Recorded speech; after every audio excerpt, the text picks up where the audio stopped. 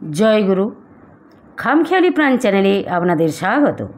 আজ আমরা পড়ব ব্রহ্মচর্য সাধন গ্রন্থ থেকে কৃত্যচিন্তা, সদাচার, সায়ংকৃত্য ও রাত্রিকৃত্য। জয় গুরু। কৃত্যচিন্তা: ভোজনান্তে কিছুক্ষণ বিশ্রাম করিয়া তদনন্তর সাংসারিক প্রয়োজনীয় কার্যাদি সম্পন্ন করিবে।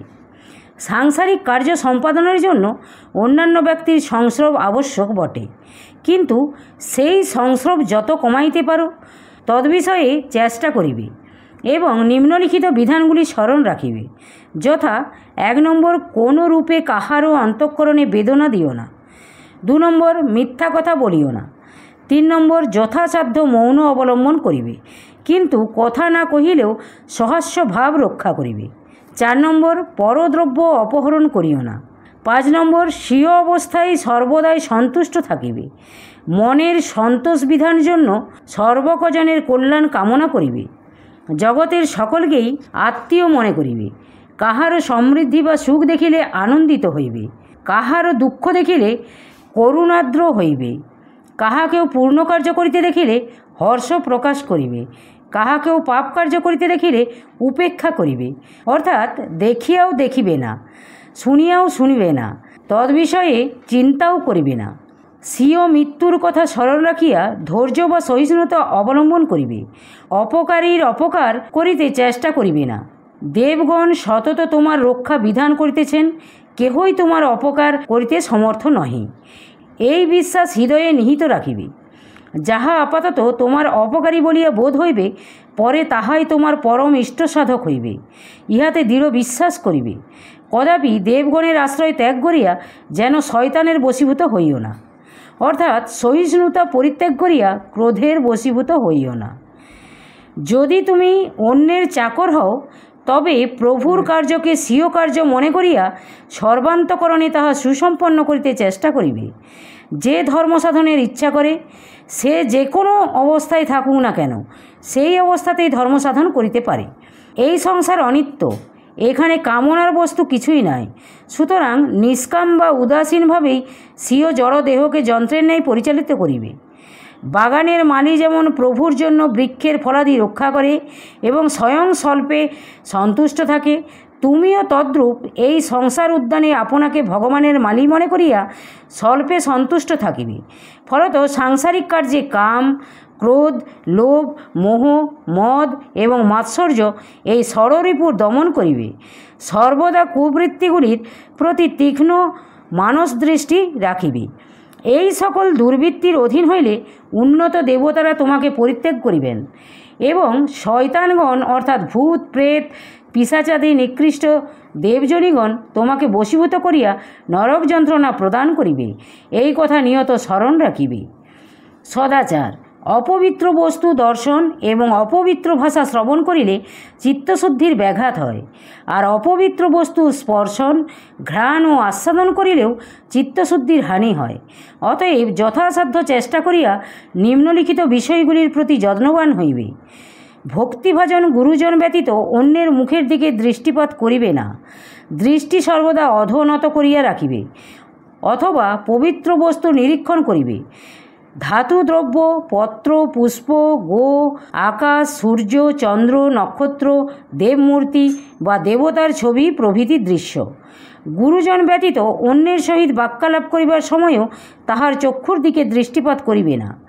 কাহারও সহিত একাসনে বসিবে না, অর্থাৎ সংস্পর্শ বা সঙ্গদোষ যথাসাধ্য পরিত্যাগ করিবে। যেমন সুরভি পুষ্প হইতে নিয়ত সৌরভ নিঃসৃত হয় এবং যেমন মৃতদেহ হইতে নিয়ত পুঁতিগন্ধ নিঃসৃত হয়, তদ্রূপ প্রত্যেক ব্যক্তির শরীর হইতে অপবিত্র পরমাণু নিঃসৃত হইতেছে। ইহা স্মরণ রাখিয়া যথাসাধ্য চেষ্টা করিয়া জনসঙ্গ পরিত্যাগ করিবে। নিতান্ত প্রয়োজন ব্যতীত অন্য সময় গৃহমধ্যে থাকিবে না। নির্মল বায়ু সঞ্চারিত অনাবৃত স্থানেই দিবসের অধিকাংশ সময় অতিবাহিত করিতে চেষ্টা করিবে। অনাবৃত উচ্চস্থান, বন, উপবন, ময়দান এবং প্রশস্ত নদী বা সরোবর তীরে একাকী বসিয়া ভগবানের চিন্তা করিবে। বাক সংযম ও শ্রুতি সংযম অভ্যাস করিবে। পাপ কথা শ্রবণ করিবে না, পাপ চিন্তা করিবে না, পাপীর কথা আন্দোলন বা কাহারও নিন্দাচর্চা বা কুকার্যের সমালোচনা করিবে না। নিতান্ত প্রয়োজন ব্যতীত কাহার সহিত বাক্যালাপ করিবে না। কেহ কোনো কথা জিজ্ঞাসা করিলে অগ্রে মনে মনে চিন্তা করিবে কি কি কথা বলা আবশ্যক, পরে কথা বলিবে। অতিরিক্ত বাক্যব্যয় করিবে না এবং অনাবশ্যক কথা শুনিতে চেষ্টা করিবে না। ফলত যথাসাধ্য বাক সংযম করিবে। বাক সংযম চিত্তশুদ্ধি সাধনের প্রকৃষ্ট উপায় জানিবে। কিন্তু তাই বলিয়া মুখে যেন কদাচ পরুষ ভাব না আসে। মুখখানি সর্বদাই সরস ও সহাস্য রাখিতে চেষ্টা করিবে।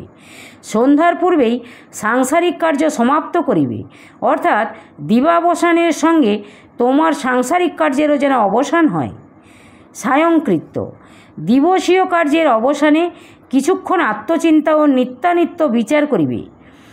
জন্মাবধি এ পর্যন্ত এ জগতে আমি বিস্তর ক্লেশ ভোগ করিয়াছি। আমার সমগ্র জীবনই ক্লেশময়।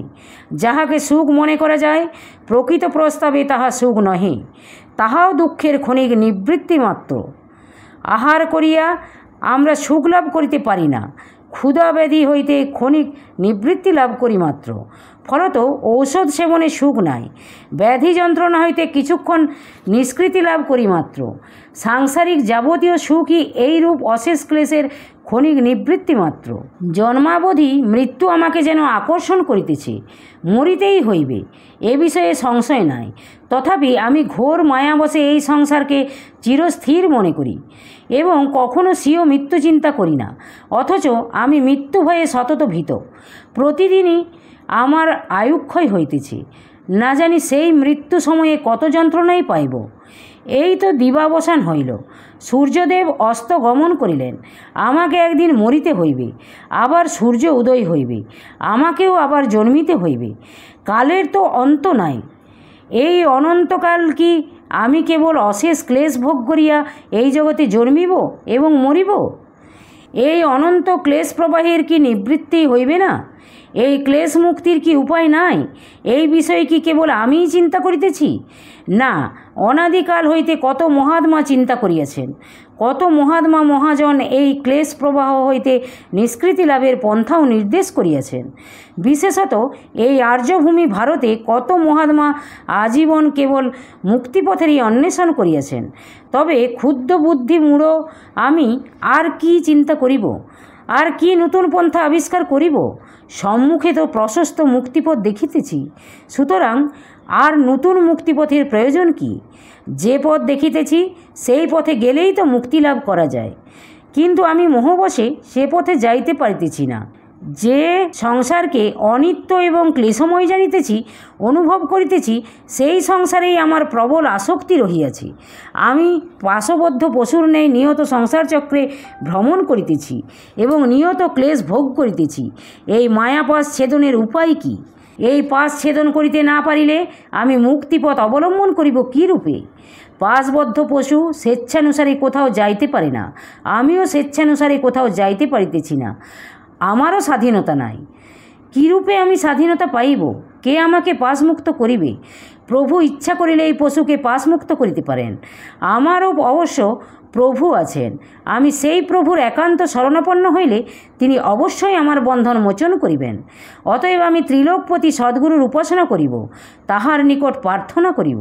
এ প্রকার চিন্তার পরে স্বীয় হোম গৃহে কবাট রুদ্ধ করিয়া শুদ্ধাসনে উপবেশন করত দীপালোকে কুলদেবতার বা ইষ্টদেবতার মূর্তি বা ছবি একাগ্রচিত্তে কিছুক্ষণ নিরীক্ষণ করিবে। পরে চক্ষু মুদ্রিত করিলে মানস নেত্রে অবিকল সেই ছবি দেখিবে। যদি চক্ষু মুদ্রিত করিলে মানস নেত্রে সেই ছবি অবিকল সুস্পষ্ট দেখিতে না পাও, তবে পুনরায় চক্ষু উন্মিলিত করিয়া কিছুক্ষণ নিরীক্ষণ করিবে।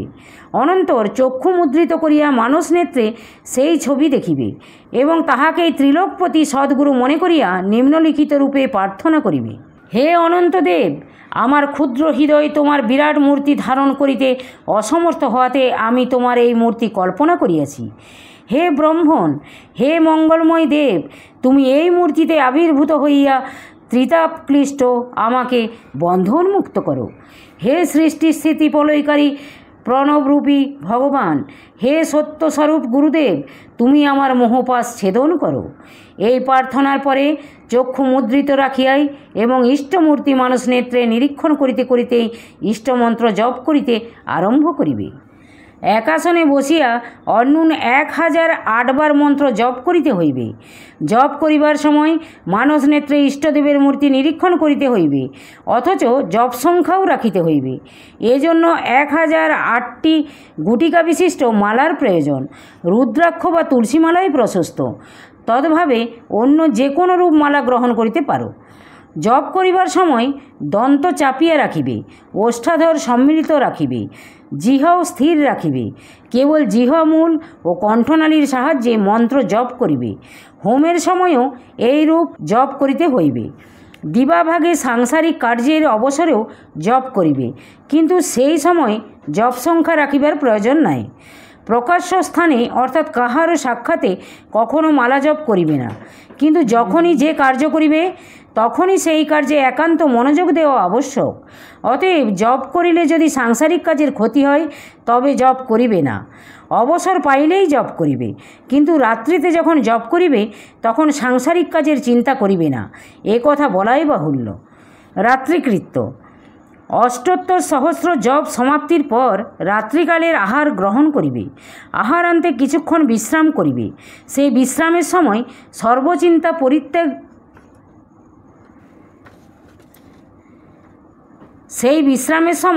সর্বচিন্তা পরিত্যাগ করিয়া মনকে নিশ্চিন্ত করিবে। মন কিছুক্ষণ নিশ্চিন্ত হইলেই নিদ্রা বেশ উপস্থিত হইবে। তখন পরিষ্কৃত শয্যায় একাকী শয়ন করিবে। যদি শয়নগৃহে স্ত্রীর সহিত বা অন্যান্য ব্যক্তির সহিত শয়ন করা নিতান্ত আবশ্যক হয়, তাহা হইলেও সংস্পর্শহিত পৃথক শয্যায় শয়ন করিবে। যতদিন সম্পূর্ণ চিত্ত নিরোধ না হইবে ততদিন স্ত্রী সহবাস করিবে না, ইহা বলাই বাহুল্য। স্ত্রী সহবাস দূরে থাক। স্ত্রীর মুখদর্শন করিবে না। স্ত্রীর সহিত কথোপকথন করিবে না। তদ্রূপ করিলেই শোণিত হইতে বীর্যবিন্দু পৃথক হইয়া পড়িবে এবং ব্রহ্মচর্যের ব্যাঘাত ঘটিবে। শয়ন করিবা মাত্র যদি নিদ্রাবেশ না হয় তবে শয়ন করিয়াও জপ করিবে। এই সময় জপের সংখ্যা রাখিবার প্রয়োজন নাই। জপ করিতে করিতেই নিদ্রাবেশ হইবে। জয় গুরু, জয় গুরু। আজ এই পর্যন্তই। যদি আপনাদের ভালো লেগে থাকে তাহলে চ্যানেলটিকে সাবস্ক্রাইব করে সাথে থাকবেন। জয় গুরু, জয় গুরু।